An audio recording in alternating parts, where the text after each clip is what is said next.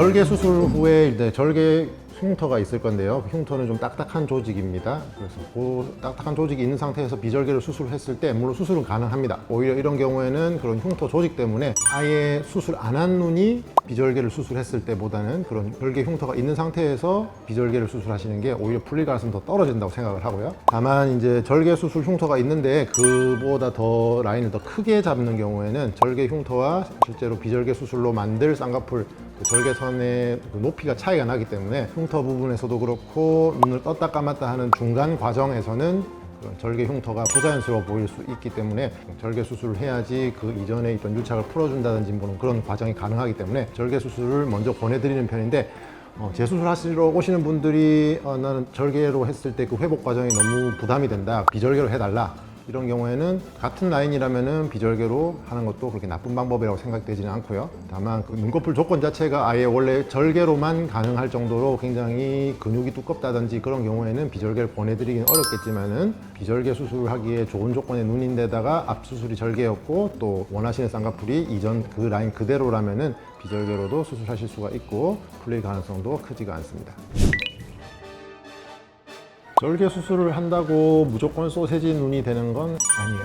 소세지 눈이라는 건 보통 일반적으로 쌍꺼풀 라인 밑에 부분, 그 부분이 통통해 보이는 걸 소세지 눈이라고 하는데요.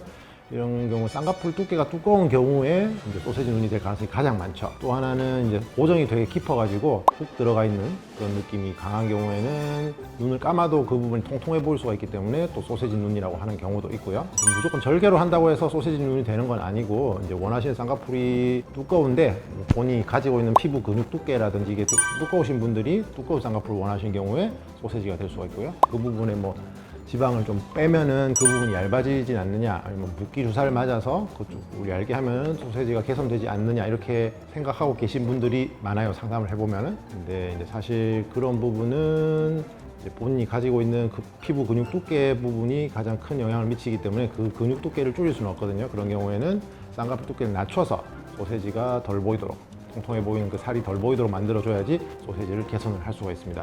절개를 한다고 해서 무조건 소세지 눈이 되는 건 아니고 소세지 눈이 될 것 같이 피부 근육이 두꺼우신 분들은 욕심을 조금 낮추셔서 쌍꺼풀 얇게 잡으면 소세지 눈이 안 될 수가 있습니다.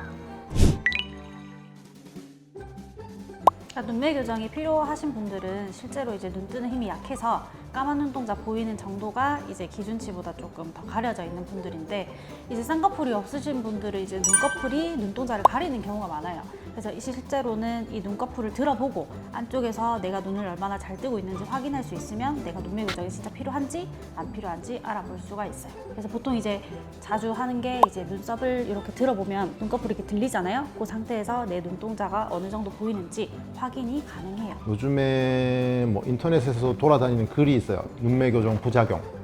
이게 인기를 끌었는지 많은 분들이 보셨고, 그 글을 보고 오신 분들은 실제로 눈매 교정이 필요해도 나는 눈매 교정 안 하고 싶어요 라고 말씀하시거든요. 그런 경우에는 참 난감하죠.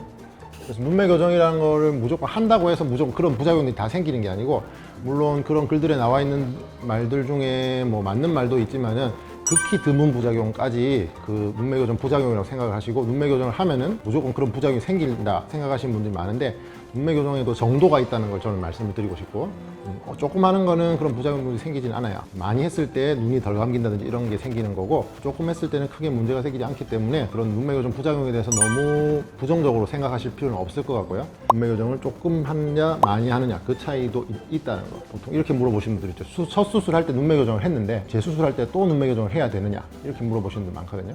어느 정도로 했는지, 눈매 교정이라는 것도 재발을 하기도 하는 그런 부분이 있기 때문에 재발을 했다면 조금 더 해줘야 되는 부분이고, 아까 처음 말씀드린 한 2mm 정도의 그 살짝 묶어주는 그런 과정은 쌍꺼풀이 안 풀리게 더 잡아주기 위해서도 필요한 과정이기 때문에 눈매 교정을 무조건 뭐 나는 안 되겠다 이렇게 말씀하시는 것보다는 어느 정도 필요한지에 대해서 상담을 해보시고 수술 방법을 결정하시는 게 좋겠습니다.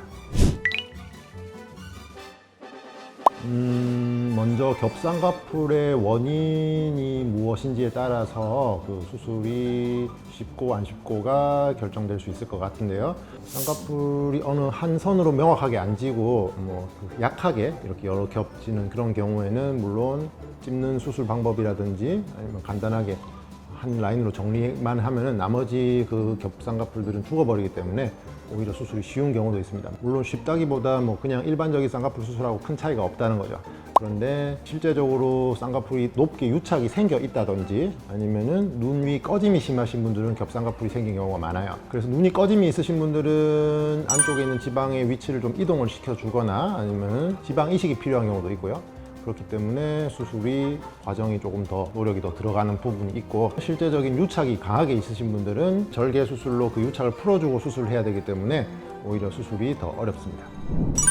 혹시 평소에 궁금하셨던 부분이 있거나 하시면은 밑에 댓글에 질문 남겨주시면은 오히려 이제 그런 부분들 설명드릴 수 있는 저희한테는 기회가 될 수가 있으니까 댓글 많이 남겨주시고요.